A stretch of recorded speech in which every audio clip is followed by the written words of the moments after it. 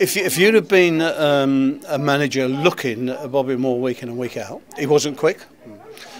He wasn't the best header of a ball. His reading of the game was probably 2 seconds quicker than everybody else in the game. His passing ability was exceptional. His reading of situations taking place was absolutely phenomenal. And he just used to read the whole of the game as it was going along, and it would work like a jigsaw for him, and he would fit into pieces, you know, where the jigsaw needed. He had this great sort of photographic memory of what could happen and what he could do, and that's why he was, you know, one of the world's greatest players.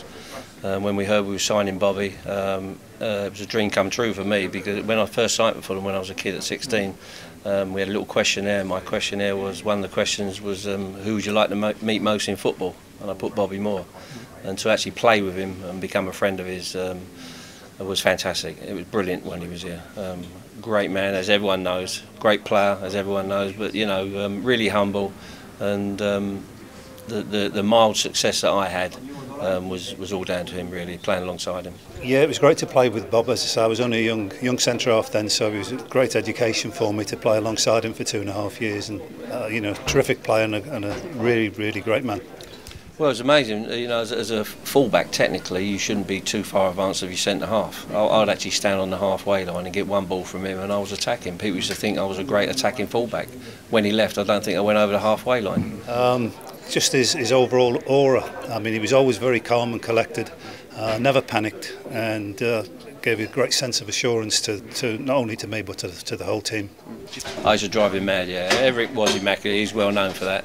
You know, his little pile of pennies and or money all piled up in order, and every time I walked past, I'd knock it over. I'd screw his socks up. I'd tie his shoelaces together. You know, but yeah, he loved it. And myself and John Mitchell, we used to drive him mad here. But you know, he really liked Fulham, and I think the 4 years it was here, 3 or 4 years it was here, was a great time for him.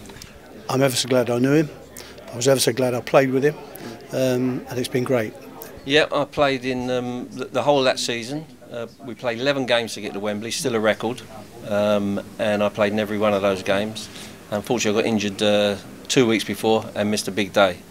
And Bobby, when it was confirmed that I wouldn't be playing, Bob came up to me and said, you know, if he could change places with me, he would, which was a nice little touch, you know. Yeah, I remember the night when he actually died. I was driving, and it was a real shock and such a shame, you know, because he's only 53. Yeah, it's gone quick, isn't it? 20 years, but you know, I think of him often. I know that all his friends do.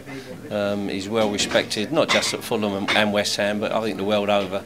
And sadly, he left us at a very young age, you know, 53, I think it was.